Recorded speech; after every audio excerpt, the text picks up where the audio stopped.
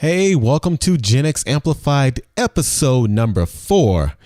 And today we're going to dig in deep to some digital marketing. All right, you ready? Let's do it. Figure out what would my ideal customer or my avatar find valuable. Try and create that as a free giveaway, as an incentive to get people on your list. And then just regularly provide high value. Welcome to Gen X Amplified, where we bring you inspirational and entertaining conversations with successful Gen X leaders and entrepreneurs. This is the show created just for you. The powerful generation between the boomers and millennials to help you amplify your story, Maximize your impact, and become Gen Exceptional in business and in life. Now, here's your host, Adrian Porter. Hello, everyone, and welcome to another episode of Gen X Amplified. This is Adrian Porter, and I am, as always, excited about these episodes, but especially today because my guest today is a nationally recognized speaker. He has been featured on CNN.com, The Huffington Post, Inc. magazine, and many other publications. He also oversees a web design and online marketing firm out of Portland, Maine called Flight New Media. He is also the founder and wizard behind the Agents of Change Digital Marketing Conference, which I believe is in its 4th year, and the newly rebranded, relaunched Awesome Agents of Change podcast. But more importantly, he is a father of 2 beautiful daughters. Everyone, please welcome the very cool Gen Exceptional Change Agent himself, Rich Brooks. Rich, how's it going? It's going great. I love that interview. I am about to update my business cards to read wizard. Had not used that one before, but I'm totally down with it. No, that's cool. That's what you are, man. And first, it's great to reconnect with you. We actually met for the first time, actually twice. The first time was in, I believe, San Diego at the Social Media Marketing World Conference. Yeah. And then we actually hung out a little more at NMX. And those were actually the first time that was the first time I've attended either of those events. So it was really cool having you along board, kind of guiding me and giving me the ins and outs and the good and the bad. But it was great hanging out with you, especially in Vegas. Yeah, that was a lot of fun. We got to hang out quite a bit there, especially at all those NMX mixers. NMX mixers. And for any of you that are listening who definitely interested in getting into the new media world, you should check out actually both of those conferences, NMX, which I believe I believe it's going to be in April next year, and then Social Media Marketing World, which is for me one of the best conferences I've ever been to. So let's first dive I want to really get into kind of the conference that you're about to launch this year. But first I want to take a step back, Rich, and just talk about your personal story and your journey and how it led to you and your entrepreneurial path and the launch of your agency, Flight New Media. Sure. I was actually, this is back when I lived in Jamaica Plain, JP, which is part of Boston. And I was doing, internet sales. I was definitely not doing internet sales. I was doing medical sales for a company called Ultra Care Services. And I was enjoying it. I had never done sales like that before. And I can honestly say that more even so than college, doing sales gave me incredible confidence and the feeling that I could accomplish just about anything. And even when I came up against a no, I started to learn, don't take that personally. And that really changed my outlook on life. It was actually it was a life-changing event. But at one of the Christmas parties at this company, they hired a psychic, and this woman totally looked like that little lady in the Poltergeist movie. I mean, it was freaky, right? So we go downstairs one at a time, and I talked to some of the people who had been read, and they were all like, "Oh yeah, it turns out that I'm going to meet the love of my life next year," or "Hey, I'm going to find a new job next year," which I always thought was a weird thing for her to recommend, or predict when you're at a company party. But I digress.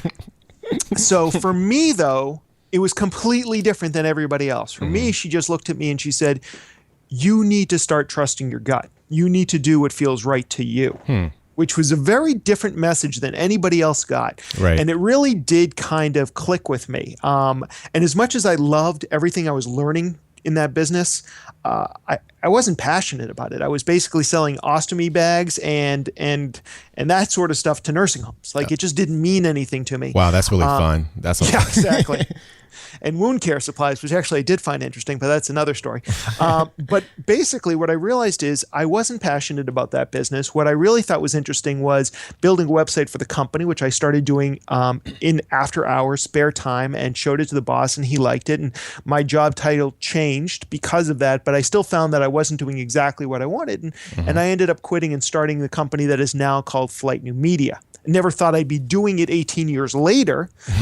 For me, it was just kind of like, let me figure out what I want to do. Probably within 2 years, programmers are going to learn how to design and designers will learn how to program. I'll be out of a job. I never realized that there were many positions within this burgeoning industry that you didn't need to be a designer or a programmer. And there's always a place for leaders or managers or a million other positions as well. Right. Now, how did you come up with the name Flight New Media? Just curious. I honestly think it was a reject from another pile.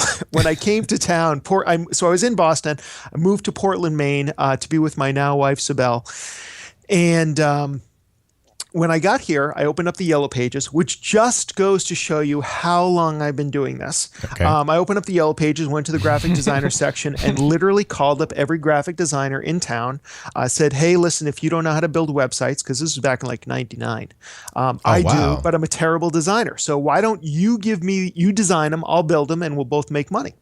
And a few people took me up on that. And one of the companies then turned to me after a couple of successful jobs and said, we'd love you to build our website. And I said, well, I'd love you to design mine. Because at this point, I was starting to realize that I was a terrible designer. It was just the tools were so rudimentary, nobody had caught on yet. Right. So they also said to me, well, your logo, your name, which was B1 Communications, which was kind of almost picked out of a hat, is terrible and there's nothing we can do with it.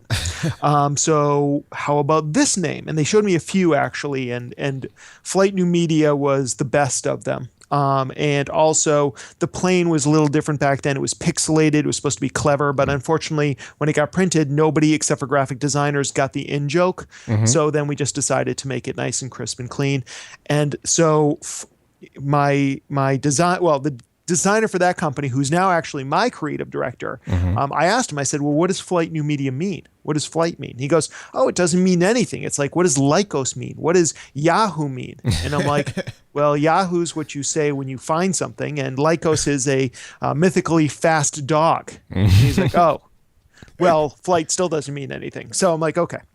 And then so I thought it looked cool. I thought it might be something that would be worthwhile. I couldn't come up with a better idea myself, and I went with it. And now it's kind of cool because it is pretty unique. You can find us easily on the internet. Right. If you misspell it the way you're supposed to, FLYTE. And a lot of people have come up to me and said, I really love your logo, and it's very memorable. So that part was very cool. Now, when you started, was you pretty much, how long were you a solopreneur, or how long after that did you hire employees or freelancers? So let's see. I would say I hired my first employee probably around, I think I got my timeline wrong. I think I moved up here in about late 97 or 98. And it was probably, I hired my first employee sometime in 98. I was doing some work for a company out of California that basically created the Photoshop for video, which was very unique at the time. And one of the guys who had created it that worked for ILM, and it was really and a buddy of mine worked there, so they got me the job. And basically they came back to me and said, we have a lot more work for you, but if you don't hire somebody, we're going to have to turn to another developer to keep up with the work. So it kind of forced me into doing it. And it was a very painful process at the beginning. I wish I had known more about hiring people back then, and what to look for and all those sorts of things. But so it was probably around 99 that I had my first part-time employees. In 2000, I moved from my apartment and they would literally come into my apartment. And then we moved into a house and they'd literally come into my house. And that just felt weird and awkward. And I'd have to shut down the office if I needed to go to the doctor or something, or a haircut. So ultimately, back in about 2002, 2003, we got some office space in Portland, in the old port in Portland, Maine. Okay. And that's when I started having full-time employees. Cool. So Flight New Media. So what part of digital media do you guys focus on? Social, digital, email, all of the above? Can you go a little bit more detail? It really is all the above, in part because I've got this creative director, Ryan Goen, whose work I just love. And so websites and anything that can go into the portfolio is always top of our list. And it's just kind of like those really nice, big projects that we can sink our teeth into. But over time, I've found myself more interested in things like search engine optimization, email marketing, blogging, more recently social media, webinars, what have you. And because of that, we've started divvying it up. So now we say we do web design and digital marketing. Anything really that can be delivered digitally, we'll do. We also do some print stuff, but we only do it for clients because there's only so many hours in the day, and I really want to focus Ryan's time on work that once he does, he can hand off to another team member and they can sink their teeth into it. Print, it's like he does it, he sends it off, it gets done, we make money, but basically he now can't do anything else for work that he can hand off to somebody. Oh, cool. Now, your clients, you mentioned clients. Are your clients primarily small businesses, mid-size, solo entrepreneurs? Primarily, they're small businesses. Okay. Primarily, they're in Maine, although we do work with clients all over the country. Okay. But I'd say probably 2/3 of them are local. And so everybody in Maine, with very few exceptions, works for a small business just because of the makeup of the state. But we've done a lot with healthcare as well, and we do some business with other types of nonprofits. But I would say most of the businesses we work with are 50 employees or less. Oh, wow. That's pretty cool. And you guys have been in existence, you said, since, was it 1999? 97 is when. Oh, wow. Is that right? Now I'm getting my dates confused. 97 is when I quit my job at UltraCare Services. Okay. Started the company and went on a cross-country trip, which is still in existence because I basically created a proto-blog of my trip. There was no such thing as a blog back then, or at least not in popular culture. I don't remember blogs back in that, at least. But if you go to roadtrip97.com, you can see basically my online journal of my trip from Boston to California and back again. No. I mean, I would stop off at Motel 6s because they were the only ones that let you make free local calls. And this was, back in the day with dial-up. So I'd literally plug my computer into the wall and basically type out what I wanted to share that day and post it up to the internet. All right, you got to give me that URL again because I'm definitely going to check it out. Yeah, roadtrip97.com. There's not age-appropriate story that takes place in Memphis, Tennessee. And I'm just going to leave it at that. Now, did you say that on purpose? Did you know that I was born and raised in Memphis, Tennessee? I did not know that. You did not? No, seriously, I was born and raised in Memphis. And so that's, now I have to go. Now you have to go. Yeah. I have to go look at it. Plenty of barbecue and blues, or? That's not what the story was about. Okay. I'll leave it at that. Exactly. I definitely want to talk a little bit more about specifically social and mobile, but the Agents of Change conference, I know that's your big focus right now. Yeah. And can you talk a little bit about the conference? Where is it going to be and when, and the whole premise behind the conference? Sure. Well, this is the 4th annual Agents of Change conference we have, which is a conference about search, social, and mobile marketing. Okay. Before this, I put on a very similar conference called Social Media FTW, which was basically just about social media. But I really feel that social is just part of the equation, which is why when I kind of closed down that conference and rebooted my own conference, I focused it a little bit more broadly, if that's such a thing, focusing more broadly. It's going to be a real thing for this show. That's okay. And basically, I wanted to bring like an NMX or social media marketing world type event to Portland, Maine, because we don't get a lot of those type of conferences here in digital marketing. Mm-hmm. I also wanted to bring some of the people I had become friends with over the years to Portland, Maine, so they could check it out, because I really have fallen in love with Portland, Maine. It's such an amazing place to hang out. Mm-hmm. And so that's really where it came from. I wanted to take some of these experts, bring them to Maine, share their knowledge here. I also know that people from Maine, a lot of them will go to industry-specific conferences out of state, but they won't go to like the NMXs and the social media marketing worlds. When I go there, I'm always excited to see just one or two other people from the great state of Maine. So that was part of the impetus behind it.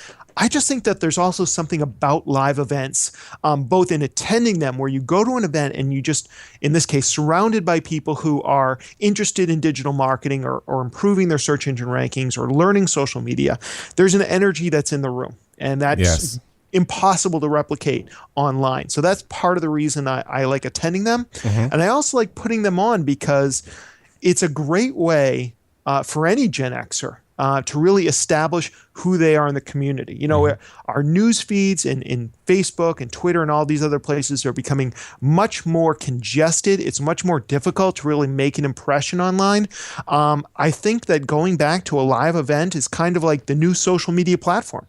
And so I'm a big proponent of, if you run a small business or even a group, an entrepreneurial group within a larger businesses, can you put on a live event, whether it's a lunch and learn up to a 2 to 3 day conference? I'm so glad you went there, and events. I tell you, and I tell people more than I've attended many events in the past through companies I work for, even when I became an entrepreneur. But I tell you, there is nothing that can replace the effectiveness of a live event. And those 2 events, Richard, I've been to where I met you, like you said, the amount of value that you can get from just meeting people one-on-one. I mean, there's definitely value in digital, but I've upped my game so much tenfold just from meeting people like you, Rich, Chris Brogan, Chris Ducker, Pat Flynn. I mean, all the guys that a lot of them you actually had at your conference. So I totally agree with you. And speaking of speakers in the conference, so you've had some pretty heavy hitters at the Agents of Change, I believe. I have been lucky. Maine itself is a big attraction. So a lot of times when I'm at these events, I'll be chatting with somebody and they'll be like, oh, Maine, I've always wanted to go to Maine, or I used to go to Maine when I was a kid. And so then it's kind of an easy segue to, hey, why don't you come out and present at my conference? And actually, it's funny because now that's the one place I don't need help with. I get great speakers, and I wouldn't say people are knocking down my door, but that's not a problem anymore. Yes, they are, Rich. Yes, they are. Don't be humble. But we have had a great group of alumni at Agents of Change, and this year is also I'm super excited about. We've got a couple great keynotes. Dave Kirpin from Likeable Media. Oh yeah. Marcus Sheridan, who's a sales line. He is so dynamic. I saw him speak a couple years ago at Social Media Marketing World. Wow, not to interrupt you, but Marcus, now was he hard to land? I nagged him a little bit, but he loves Maine. So that was, and he'd spoken here before up in Bangor, which is further north. Okay. But yeah, I had to, convince him to come up a little bit, but he's a really good guy. I mean, Marcus is just a sweetheart. And I just actually heard the other day that he was promoting the conference without me asking him to on his own podcast, which was pretty awesome as well. And we all know that in the world of social media, Instagram is absolutely killing it right now. And I believe you happen to have the Instagram expert this year, right? Yeah. Subi Zimmerman is coming to talk about Instagram. She is so dynamic. Steve Dotto is coming as well. He's talking about YouTube. He's great. We've got Ryan Hanley talking about content marketing. He wrote a very successful blog for insurance companies in Albany. And I'm always like, if he can do it, if he can kill it with an insurance blog, certainly whatever business you're in, you can kill it too. And we've just got a bunch of other, Vincent Ng, who spoke at Social Media Marketing World, is coming to talk about Pinterest. Okay. Laura Fitton from HubSpot is coming to talk about Twitter. I'm sure I'm forgetting some other amazing presenters, but it's going to be a great day. I think we're looking at about 14 or 15 breakout sessions. Okay. And then the 2 keynotes by Dave Kirpin and Marcus Sheridan. So it's going to be a pretty amazing day. So it takes place in Portland, Maine. I love having the live event, but one of the things I also wanted to do is do a video feed of it. So we've got a digital, for the fourth time in a row, we're doing a digital feed, live feed, or it's available on demand, and we're going to be filming all the breakout sessions too. And so anything in the big hall is going to be live streamed, and anything that's a breakout session will be available on demand after the conference. Oh, wow. So is this available as a virtual ticket or something? Yeah. So if you're sitting at home on your hammock at work and you want to go, but you couldn't exactly come to Maine that week, then you can just hop online and be able to buy a very affordable ticket. Wow. Now, what is the main takeaway for attendees that you're hoping that they would get from the conference, would you say? I don't know that there's any one main takeaway, and that's why we're doing the breakout sessions. I mean, the number one thing that I want people to understand is that this is doable. Any one of us can rank higher in the search engines, do a better job engaging our audience in social media, have a mobile marketing strategy. But for me, as a marketer, I'm always interested in how can I reach more of my ideal customers and basically convert them? How do I turn them into leads? I mean, not to be overly crass about it, but, I run a web design company. I need a certain amount of leads every month, right? And how do I get more of those quality leads? And then, of course, converting them into actual customers. So that's a big focus of the conference. Even though we're talking about search, social, and mobile, it's really about how do you market better to build your business.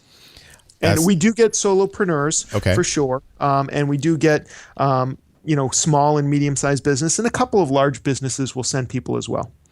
That's great. And especially for, you mentioned Gen Xers earlier, and I want to get a little bit more into to this generation, obviously. Richard, you think about someone who is a Gen Xer, who's a leader or business owner, let's say between 35 and 50, and they're feeling a little stuck, but they want to become a better leader and they really want to up their game in this online space, building their brand or starting a business. What would you say would be the first thing that they must do to really gain more awareness? I wish there was one size fits all, but I think the number one thing you need to have is you need to have a website that's collecting email addresses. So if you've got a message to share, you're probably going to be doing social media. You're probably going to have some sort of blog, but none of those tools matter as much as building your email list. And this is something I've seen time and time again. I've gone and I've spoken at events like NMX, which was formerly Blog World. And I'll be in the speaker's room with people who are much bigger deals than me on Twitter, on Facebook, whatever the platform may be. And a lot of these people, they like to, jokingly brag with each other. But what they're bragging about always is not how many Twitter followers they have or how many friends on Facebook. It is always about the size of their email list, because they realize that business happens with email. So it's like if I have, say, 10,000 followers on Twitter and 10,000 email addresses who have opted into my message, and I send out an invitation to attend a webinar or to come to a conference to both of those groups, I'm probably going to get 100 times the response via email that I would through Twitter, in part because very often the people who follow me on Twitter may not be looking at their feed at the exact moment I tweet. Where if I've got the permission to email somebody, even if they don't read it, they at least have to take an action on it, hit the delete button or the unsubscribe button. But even if they hit delete, they're seeing my brand, they're seeing my message again. And maybe the next time I send something, they will be in a place, in a space where they'll be able to make a buying decision. That's smart. I mean, in this world of social media, it is obviously kind of the the main attraction when it comes to discussing marketing in this new media world. Do you feel that email marketing is kind of undervalued?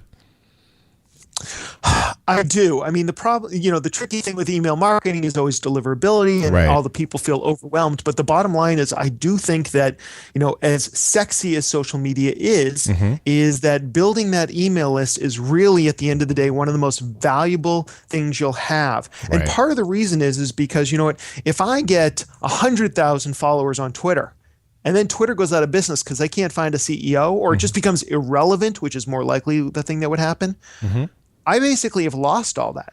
I've lost all those eyeballs. But if I have an email list and suddenly Constant Contact goes out of business, or suddenly they can't deliver my emails for me, or I just decide to change platforms, I can take all of those names and just start using a different platform to get those emails out there.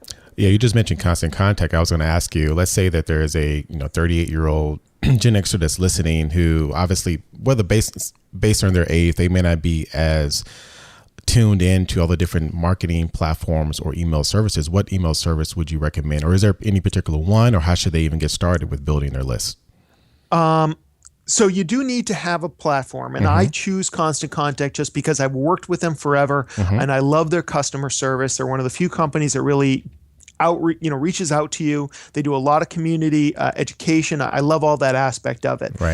That's not to say that you couldn't succeed with a different platform, because of course you could. And what was the second half of that question? No, once they get their platform, like what is the next step that they should really focus on? Let's say they sign up for a Constant Contact, and then how would they go out and proactively get people on their list? So that's where having a platform, probably a website, and perhaps a blog makes all the difference. So, for example, very simply, you could have a sign up at the top of every one of your pages explaining what the benefits are. So, for me, on Flight New Media, one of the things that we put together is a list of 10 digital marketing tools that every small business needs. Download the free report now. So I wrote up a free report. I had my designer make it look pretty, and we've tied it into Constant Contact. So once somebody subscribes, they get that article delivered to them. Right. So things like that. Usually you have to give something in trade. If you happen to run a retail shop or an e-commerce shop, then you might be able to give a discount or free shipping to somebody when they sign up. So there usually has to be some sort of incentive. Right. I also use tools like Lead Pages, which is an app out there which is a monthly service fee, but allows me to do like pop-up windows and A/B split testing to see what are the offers that are working best when I create something like that for me. And I've experimented with different ones, and I found like I was originally doing like an hour free consulting, once a week as a giveaway. And to be honest, that didn't seem to have as much pull, and it was certainly time consuming for me as just creating that document, like the 10 biggest ways to improve conversions at your website, which is a one and done, Right. and then you can use that for a long, long time to come. So figure out what would my ideal customer or my avatar find valuable. Try and create that as a free giveaway, as an incentive to get people on your list. And then just regularly provide high value for whoever is going to be on your list to keep them on your list. High value. I like that. Knowing your avatar, knowing your target customer, that's the first step. And you mentioned that first, which is and then that will help determine what is that giveaway, that incentive for them to get on your list. That is so important. I love that. Well, Rich, as we wrap up, there are two closing questions that I ask all of my guests at the end of the show. The first one is, Rich, if there was a song that would play every time you enter the room, when Mr. Rich Brooks enters a room or walks down the street, that perfectly fits you and your brand, what song would that be? Basically, what would be your own personal theme song? That's tough because there's so many great tunes out there, obviously, but I am going to go with Bruce Springsteen's Hard to Be a Saint in the City. Wow. I love the sound, I love the swagger, and I love the opening lines. You can't go wrong with Bruce. No, absolutely not. I love that. And we're going to have that in the show notes, a link to that song. And then lastly, Rich, if there was one specific tool or resource, whether it's, again, a mobile app or a book or a website that you recommend, particularly to Gen Xers, leaders, entrepreneurs, business owners that are looking to build their business in this digital world, what would that be? So one of the tools that I have just fallen in love with and I continue to stay in love with is a tool called Boomerang. And this is a tool that fits into Gmail. Okay. And it does a number of different things. But the reason that I use it the most is it basically, when you send out an email, you're like wondering, are they going to get back to me? Or you have to make a note somewhere else, or you have to do something and spend extra psychic energy to keep that in the front of your mind so you don't drop it. With Boomerang, at the bottom of every Gmail, there's a little button that says Boomerang in, and then there's some pull down choices where you can put in a special day or time. And so I usually will just hit the 2 days, and it'll just like Boomerang me in 2 days if no one replies. So if this person doesn't get back to me in 2 days, that email shows back up in my inbox, and then I know I have to deal with it. Wow. But because I know it's coming back, I can literally let it go because I know that's been taken care of. It is like the best virtual assistant, the real true virtual assistant that I've ever worked with. And you said that's in Gmail? It's an add-on. So if you Google Boomerang for Gmail, you'll find it. And there's like it's a freemium model. So you can play around with it for a while, but it limits the number of boomerangs you can have at any one time to maybe something like 10, which at the beginning I'm like, oh, that's fine. And then all of a sudden I'm like, oh my God, I need this all the time. And I literally boomerang almost every email I do. And this gets some other nice tools as well. Like if you want to send something out at the end of the day to an angry client, but you don't want to send it out while you're still there, you can write it out now and then have it send at 5:01 p.m. or something like that. Oh, that sounds really cool. I'm going to check that out. I'm a big Google Apps for Business and Gmail guy. So I'll check out Boomerang. And all right, Rich, well, tell everyone what's the best way to find out more about the conference, your business, and you on social. Well, head on over to agentsofchangecon.com. You can see a highlight reel from last year. You can see who the speakers are, the full agenda, all that sort of stuff. Also, I just came up with this right now, Adrian, so I'm sorry that I don't have a better promo code. But if you put in, when you're buying your ticket, if you put in Gen X, then basically we'll give you $25 off of your ticket. So that's GENX. You can save $25 off the physical or the digital pass just because you listen to this particular podcast. And then if you want to talk to me, I'm very chatty. I'm most often found on Twitter, where I am the Rich Brooks. In fact, I'm the Rich Brooks everywhere. Find me and talk I love to me. that. I had to laugh. I love your username, the Rich Brooks. I love that. You know, it started as a joke, but then people started introducing me as the Rich Brooks, and I'm like, all right, well, that'll stick. I love it. And everyone, if you didn't catch that promo code, it may be hard to remember, but that was awesome. So just Gen X. I love it. I love that. So Rich, thanks so much for your time, man. It's been a blast. You dropped lots of value bombs, especially about digital marketing, email marketing, everyone. It's really important. Do not sleep on building that list. Thanks, Rich, for sharing your story with Gen X Amplified community, man. Thanks for inviting me to talk to your audience. All right. Take care. Okay, that was Mr. Rich Brooks. Great conversation. Great guy. A lot of value bombs about digital marketing, which is so important, and especially in today's new media landscape that we live in now. He also really stressed, which I'm so glad he did. He talked about the importance of building up your email list, especially as an entrepreneur, a business owner, marketer. Email is so important. So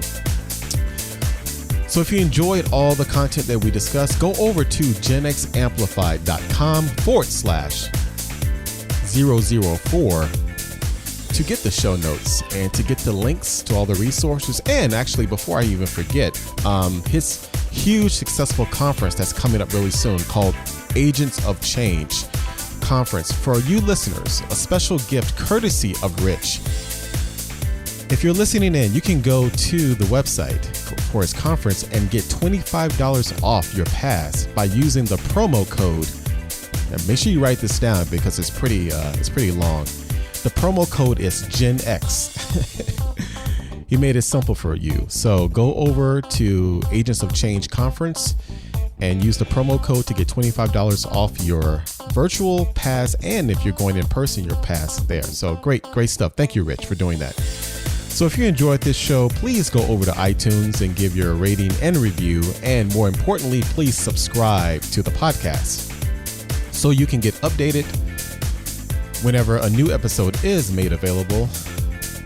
Again, as I always like to say when I end the show, is thank you so much for listening in, for taking the time out of your day, out of your night, to put me in your earbuds as you're listening in.